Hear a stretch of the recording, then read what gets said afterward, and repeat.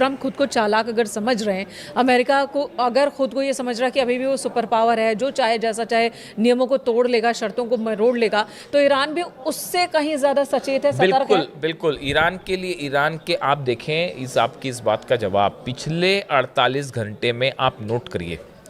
Iran के IRGC से जुड़े जितने बड़े कमांडर्स हैं, ईरान के एयरफोर्स चीफ से लेके ईरान के आर्मी चीफ से लेके ईरान की जो national security supreme security council है उनके सचिव से लेके कम से कम 5 से 7 बड़े अधिकारियों के पिछले 48 घंटे में ये बयान आ गए हैं कि अमेरिका अगर कोई साजिश करेगा, अगर अमेरिका अगर धोखा देने की कोशिश करेगा तो करारा जवाब मिलेगा।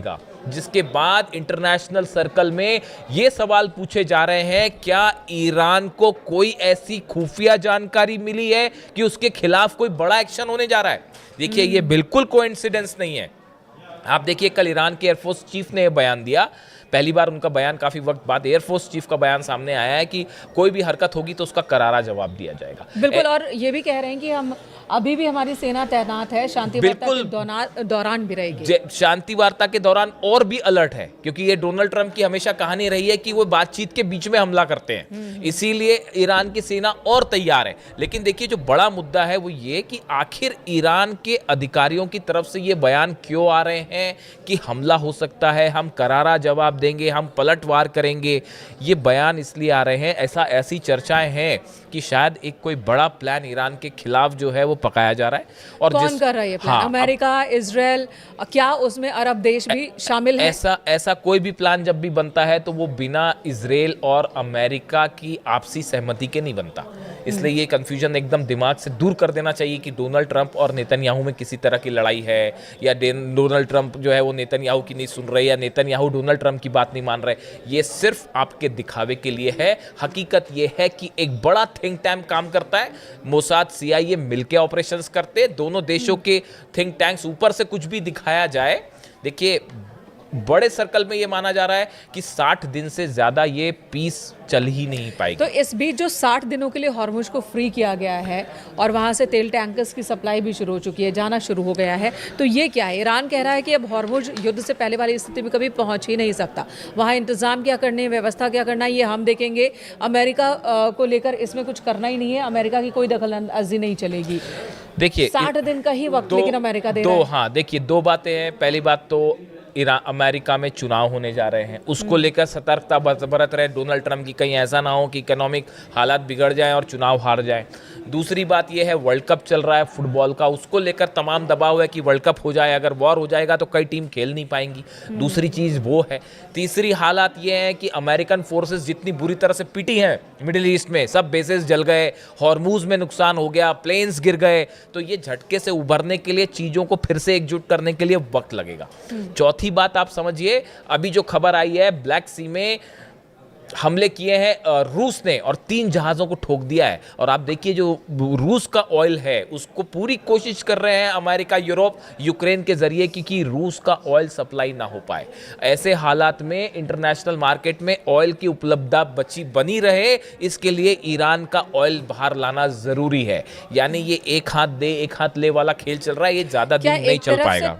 थप्पड़ मारना, दूसरी तरफ से सहलाना, ये वो चल रहा है। देखिए, हालात ये है फिलहाल कि ईरान इस बात को लेकर, अच्छा, सबसे खास बात ये है कि ईरान इस बात को अच्छी तरह से समझता है कि अमेरिका धोखा करेगा, इस नेतन्याहू धोखा करेंगे। ईरान इस बात को अच्छी तरह से समझ रहा है, कोई विश्वास नहीं है अमेरिका पर और इजराइल पर। और दूसरी तरफ भी हालात यही है, अमेरिका के मन में क्या है वो सब जान रहे हैं, और ये डील भी जो है ये एक टेम्परेरी दिखावा चल रहा है कुछ समय का, ये आप कह सकते हैं। तो ये इसका अंजाम क्या होने वाला है, इस बात को लेकर भी हर आदमी क्लियर है। देखिए, वो जैसी बात यूरेनियम पर आ जाएगी, आप देखिए बिल्कुल। मेरा अगला सवाल यही था कि ये तमाम बातचीत हुई, एक अहम मुद्दा जिसे लेकर ट्रंप ने भी युद्ध की शुरुआत की थी, परमाणु हथियार, कि ईरान को हम परमाणु हथियार नहीं बनने देंगे।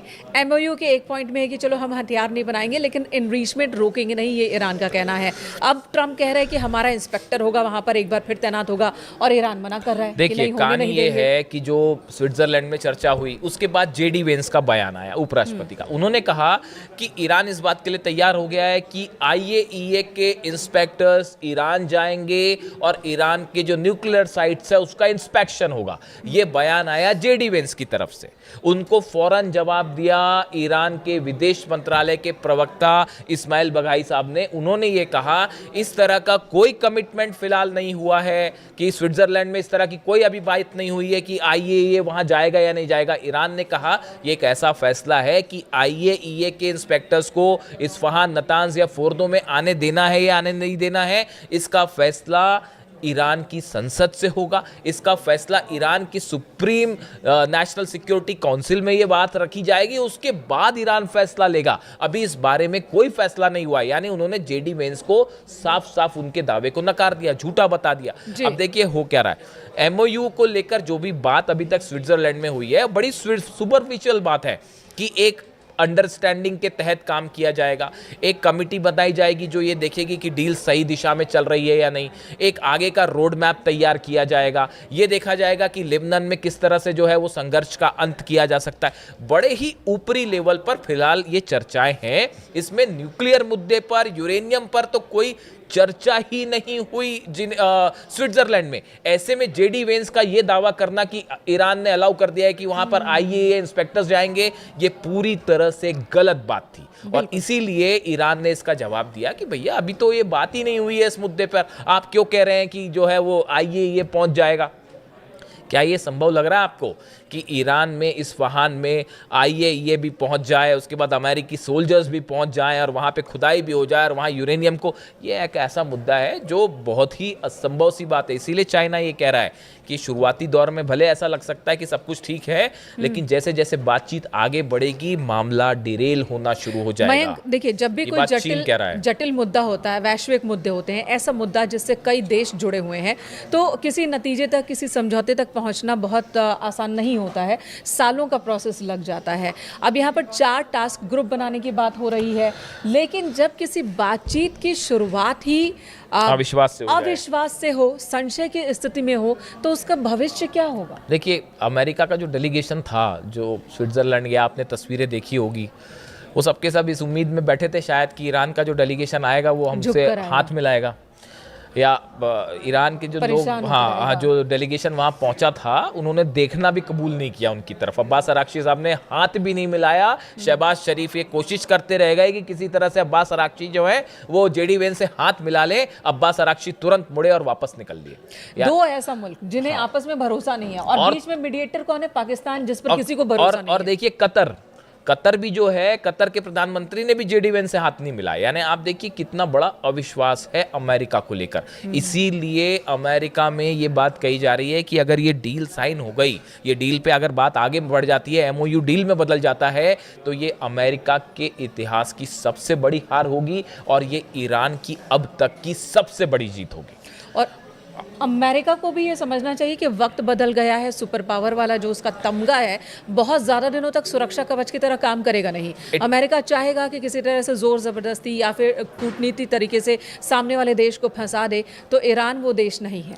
अमेरिका सुपर पावर था, अब नहीं है। तो आपको मैं कहना चाहूंगा कि अमेरिका, बड़े सारे एक्सपर्ट्स ये कह रहे हैं कि जो सुपर पावर का तमगा था ये ऑलरेडी ईरान ने छीन लिया है। अब वो कम से कम अमेरिका के पास तो नहीं है।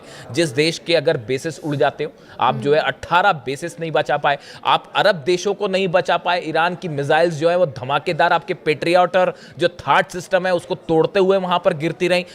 ईरान के ड्रोन्स ने क्या तबाही मचाई आप देख लीजिए। आप हॉर्मुज को घेर कर खड़े रहे, आप कुछ नहीं बिगाड़ पाए ईरान का। ईरान के 5 द्वीपों पर आपने बीच बीच में रह रहकर हमला किए, आपने उन पर कब्जा करने की कोशिश की, आप कुछ नहीं कर पाए। आपका एक पायलट अंदर फंस गया था, उसको निकालने में इतनी फजीयत हुई कि आपको अपने खुद के हेलीकॉप्टर्स जलाने पड़ गए। आपके 42 प्लेन, ऑफिशियली ऐलान है इस बात का कि 42 प्लेन आपके गिर चुके हैं। F-35 जेट्स जो है, दुनिया का सबसे शक्तिशाली जेट जो है, वो ईरान ने मार गिराया। ईरान के नए डिफेंस सिस्टम से अब आप खौफ खा रहे। ऐसी मैं लिस्ट गिनाना शुरू करूंगा ना ईरान की जीत की, तो पूरी रात बीत जाएगी। और उसके बाद अब डील हो रही है डील में भी आप देख रहे हैं कि क्या स्थिति है, ईरान किस तरह से भारी पड़ रहा है। खैर, फिलहाल जो खबर हमने शुरू की थी कि इस 12 अरब डॉलर को लेकर ट्रंप और ईरान आमने सामने है और सबकी नजरें इस बात पर है कि आखिर ये 12 अरब डॉलर की फ्रीज संपत्ति का क्या होता है। क्या डोनाल्ड ट्रंप की इस तरह की बातें कि हमसे अनाज खरीदिए और ऐसा वैसा ये वो, अगर ये बातें इसी ट्रैक पे चलती रही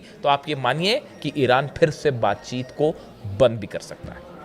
धन्यवाद मयंक। इससे जुड़ा जो भी अपडेट होगा आप तक पहुंचाएंगे। Thank you so much.